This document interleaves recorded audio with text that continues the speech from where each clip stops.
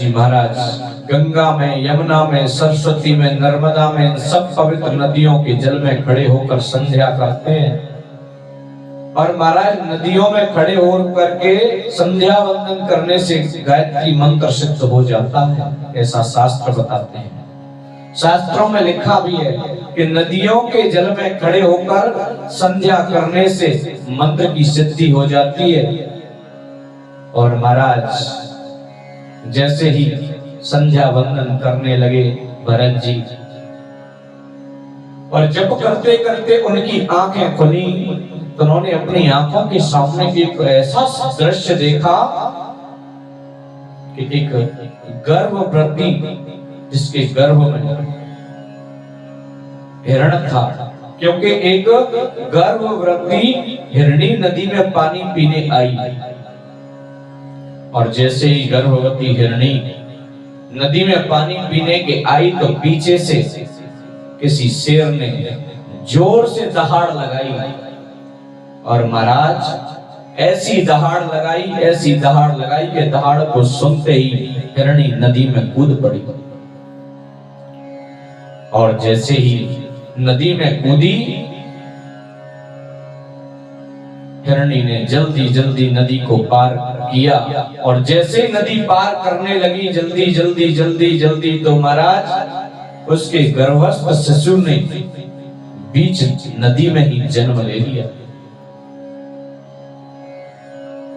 और हिरणी बेचारी दूसरी पार निकल गई, नदी के उस पार पहुंच गई। प्रसव की पीड़ा और शेर के भय से उसका प्राणांत हो गया।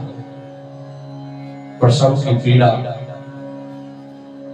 बहुत दुखदाई होती है महाराज, बहुत कष्ट पड़ते हैं जब प्रसव होता है।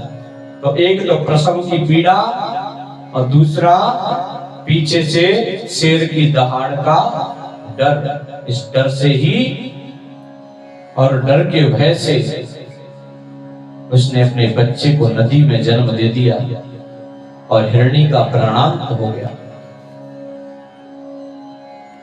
अब तो महाराज उस हिरणी का नन्हा सा बच्चा नदी में बहा जा रहा है। परम संत भरत जी महाराज का हृदय भर गया। हे भगवान, ये नन्हा हिरण का बालक, ये नन्हा सा हिरण का बच्चा नदी में बहकर मर जाएगा। भरत जी ने माला छोड़ दी महाराज। माला को गले में डालकर और नदी में बच्चे की तरफ दौड़े और ऐसी छलांग लगाई, झट से उस बच्चे को उठा लिया। हिरणी के बच्चे को भरत जी महाराज ने अपनी गोद में उठा लिया। बर्फीली हवाएं चल रही, नदी के ठंडे जल से भीगा हुआ वो हिरणी का बच्चा ठिठुर रहा है। उस हिरणी के बच्चे को गोद में लेकर कुटिया में आए भरत जी, और आसपास में जितने भी पत्ते थे वो सब पत्तों को इकट्ठा किया और सभी पत्तों को इकट्ठा करके उसमें अग्नि जलाई, बच्चे को ठंड से बचाया और उसकी प्राण रक्षा की। परोपकार करना ही संत का परम धर्म होता है, क्योंकि संत हमेशा जब धरती पर अवतरित होते हैं तो परोपकार के लिए होते हैं। इसलिए महाराज संतों से कभी व्यर्थ के प्रश्न नहीं करना चाहिए कि महाराज हमारे बड़े बेटे की शादी कब हो जाएगी, हमारे छोटे बेटे की शादी कब हो जाएगी, हमारे भाई के बेटे के पुत्र नहीं हुआ है कब तक हो जाएगा। ये व्यर्थ के प्रश्न नहीं पूछना चाहिए कभी भी संत से, क्योंकि महाराज अगर संत से ये व्यर्थ के प्रश्न करोगे तो उद्धार नहीं होगा। संत से तो ज्ञान की प्राप्ति कर लेनी चाहिए, उसका आशीर्वाद ले लेना चाहिए। आचार्य सुखदेव जी कहते हैं, राजन भरत ने बच्चे को बचाया, एक अच्छी बात थी। इसे मैं प्रेम की संज्ञा देता हूं, एक परोपकार की संज्ञा देता हूं किसी बहते हुए प्राणी को बचाना, ये प्रेम है, परोपकार है। परंतु ये प्रेम कब होता है? जब भरत जी हिरणी के बच्चे को 10-5 दिन अपनी कुटिया में पालकर और बड़ा करने की सोच रहे थे, और मन में विचार आया कि जैसे ही हिरणी का बच्चा बड़ा हो जाएगा तो मैं इस बच्चे को हिरणों के झुंड में छोड़ दूंगा। लेकिन महाराज, ये प्रेम इतना होता है, कभी किसी से प्रेम हो जाए तो इस प्रेम के चक्कर में इंसान के जप तप नियम संयम सब छूट जाते हैं। अब तो हिरणी के गर्भ का जो बच्चा था, उस बच्चे को लेकर के भरत जी महाराज उसकी सेवा पूजा करने लगे। अब तो भगवान की 2-4 माला जपते थे, वो भी छूट गई। भरत जी का प्रेम ममता में बदल गया, प्रेम में बदल गया, मां के ममत्व में बदल गया। जैसे कि मैंने कहा, ममता ही बंधन का कारण है। उस हिरण के बच्चे में उनकी इतनी ममता हो गई, इतना प्रेम हो गया महाराज, उसको नहलाते हैं भरत जी महाराज, हरी हरी घास लाकर और उसको खिलाते हैं, सारा दिन उसकी देखभाल में लगे रहते हैं। परिणाम ये हुआ, जो 2-4-6-200 माला जपते थे वो भी अब छूट नहीं। धीरे धीरे हिरण के बच्चे में इतना मोह हो गया कि जो 20-20 घंटे बैठ करके भरत जी महाराज जप करते थे, वो 10 मिनट आधा घंटा ही रह गया। अब तो भरत जी का मन एकाग्र नहीं रहता है। कवियों ने कहा है, आए थे हरि भजन को और ओटन लगे कपास। भरत जी घर छोड़कर आए थे कि मैं भजन करूंगा, तप करूंगा, लेकिन यहां तो मन फंस गया उस हिरण के बच्चे में। हमारे संतों ने माला जपने की विधि क्यों बताई? क्योंकि हमारी ये मान्यता है कि जब माला जपते हैं और जपते जपते हमारे अभ्यास में जो आ जाए और मृत्यु के समय वो प्रभु का नाम एक बार भी अगर मुख से निकल गया तो महाराज मुक्ति हो जाएगी।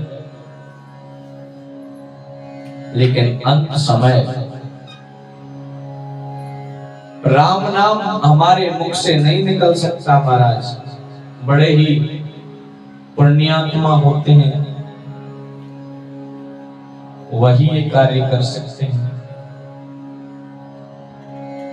राम का नाम लेकर जो मर जाएंगे, राम का नाम लेकर जो मर जाएंगे, वो अमर नाम दुनिया में कर जाएंगे, वो अमर नाम दुनिया में कर जाएंगे। महाराज, जो राम का नाम लेकर जाता है ना इस दुनिया से, शास्त्रों में ऐसा बताया गया है कि उसके जीवन में उद्धार हो जाता है, कभी जन्म मृत्यु का बंधन पर उसको नहीं सताता। लेकिन यहां तो हुआ कुछ और ही। भरत जी का जब मृत्यु का समय आया तो न राम जी की याद आई, न मेरे गोविंद की याद आई, बस केवल हिरण के बच्चे की याद आई। अब तो महाराज मरने के बाद सोचते हैं कि इसकी देखभाल कौन करेगा।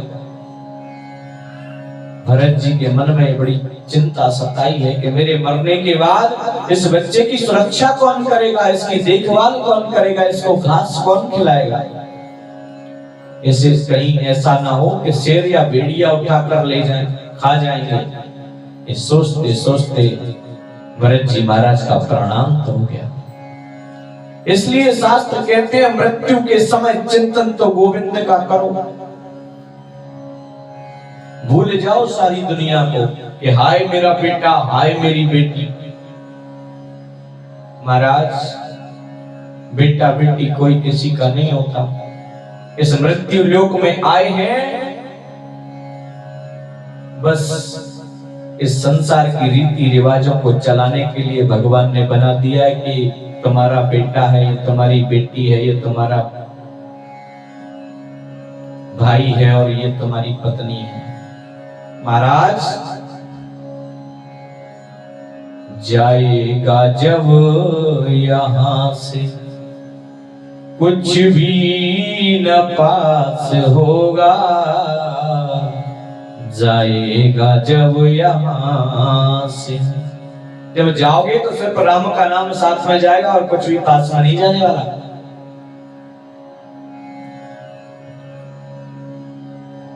इसलिए सुभद्रा जी के मन में यही व्यथा थी। मैंने आगे के प्रसंगों में, आगे की कथा में आपको सुनाया। सुभद्रा कहती है, गोपाल तुम्हारे चरणों में मेरा मन ऐसा फंस जाए, ऐसा फंस जाए कि जब मेरा अंतिम समय आवे तो मेरा मन रूपी, जो मन रूपी ये जीव है, वो सिर्फ गोविंद का ही, गोविंद का नाम गावे। क्योंकि मृत्यु का समय जब आता है गोपाल, तो कंठ अवरुद्ध हो जाता है, संसार याद आता है, लेकिन अंतिम समय में तुम याद नहीं आते। अंत जिसका सवर जाए, मान लो उसका जीवन सवर गया। समझो, शास्त्र कहते हैं अंतिम समय में जिसका चिंतन मन में करेंगे, मरणोपरांत उस शरीर में जाना पड़ेगा या उस योनि में ही आपको जाना पड़ सकता है। भरत जी महाराज को हिरण के शरीर में जाना पड़ा महाराज, क्योंकि मरते समय भरत जी महाराज ने उस हिरण के बच्चे को ही याद किया। तो हिरण की देह धारण हुई और उसके बाद भरत जी महाराज को हिरण बनना पड़ा। भरत जी को इतनी गिलानी हुई, आए मेरा जैसा धृतराष्ट्र और कौन होगा जो मैं परमात्मा का चिंतन न करते हुए उस हिरण के बच्चे का चिंता करने लग गया।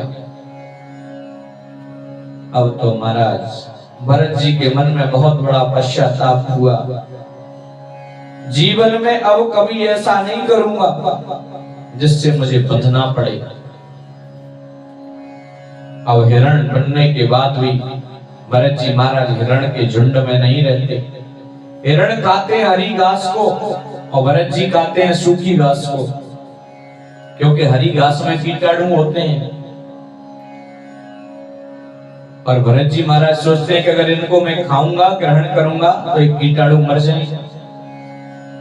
अब तो एकांत में पड़े रहते हैं भरत जी महाराज उस हिरण के झुंड में, हिरण बनकर।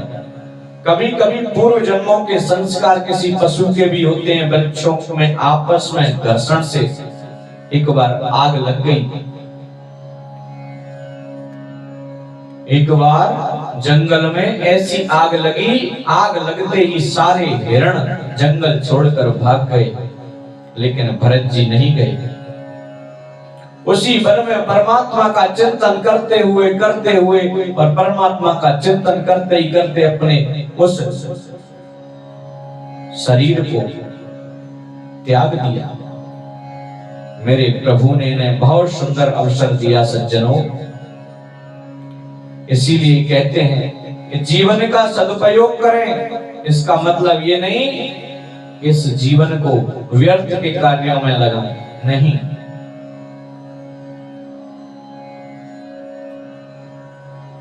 चाहे काम कोई सा भी करो, लेकिन प्रभु का चिंतन करते रहो, प्रभु की याद करते रहो, उनकी याद को मत भूलो।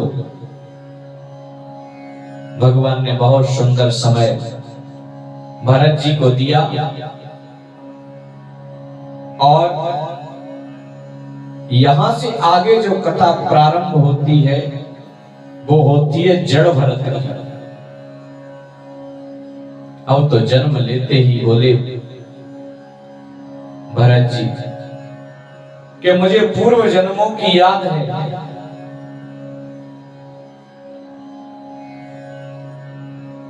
एक पंडित जी के यहाँ 2 पत्नियां थी।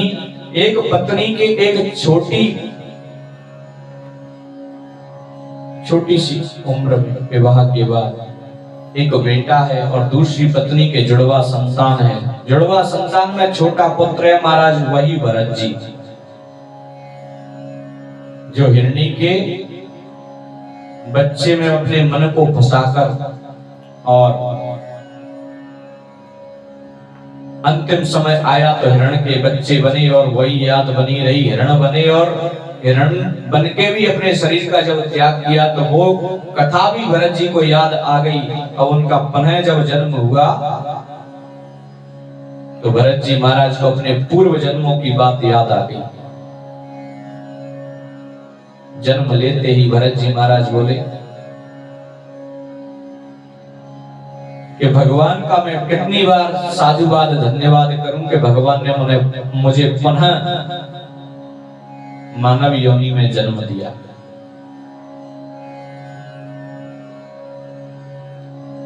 अब की बात तो भरत जी महाराज ने पूरा दृढ़ निश्चय कर लिया कि अब मैं संसार के बंधनों में बंधने वाला नहीं हूं। भरत जी महाराज का तेजस्वी चेहरा, जिसकी उपासना करेंगे उसके सद्गुण भी महाराज जीवन में आएंगे। अब तो भरत जी महाराज श्री रामचंद्र जी महाराज के उपासक हैं। किसके? श्री रामचंद्र जी महाराज के।